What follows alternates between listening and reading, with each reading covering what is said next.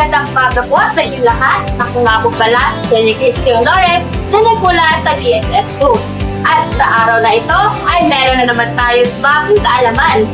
Ating aalamin at tatalakayin kung ano nga ba ang pagbuo ng kagamitang pangluto. Handa na ba kayong matuto?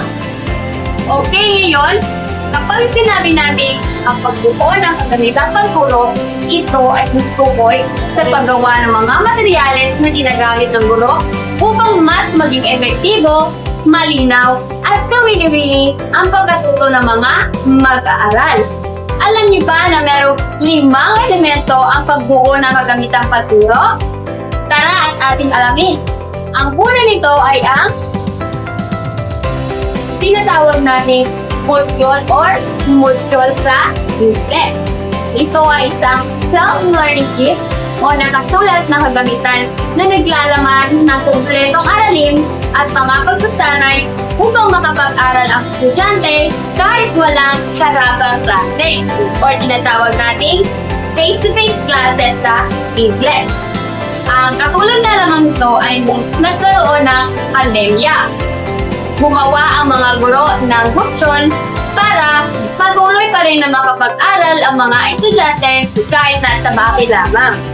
At ang pangalawang elemento naman ay ang handout. Ito ay isang puot o gabay ng mga mag-aral para sila ay matuto. At ang halimbawa naman ito ay magbibigay ng guro sa mga mag-aaral ng isang test paper.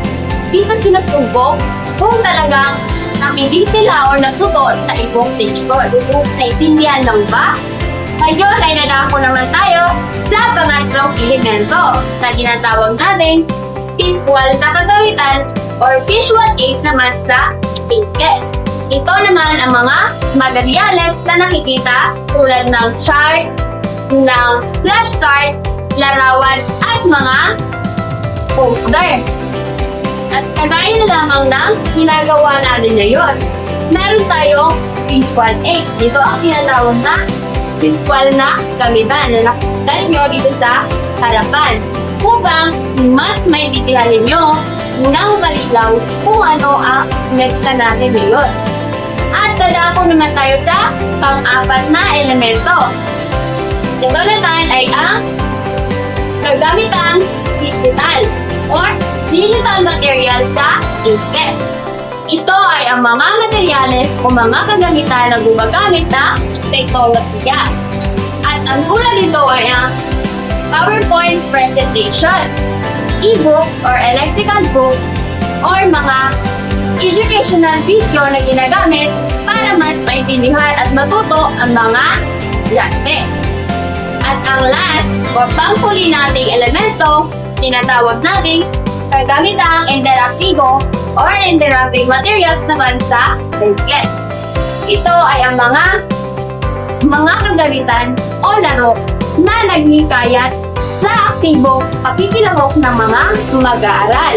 Ang halimbawa nito ay ang quizzes or mga group activities na kagaya ng pinapagawa sa inyo ng inyong guro para sukatin kung talagang nakinig kayo o naunawaan ninyo ang kanyang leksyon. Okay, naintindihan lang ba kung ano ang 5 elemento sa paggawa o pagbuo ng kagamitang pangturo?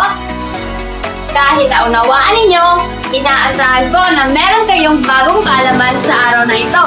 Maraming salamat! Hanggang dito na lang!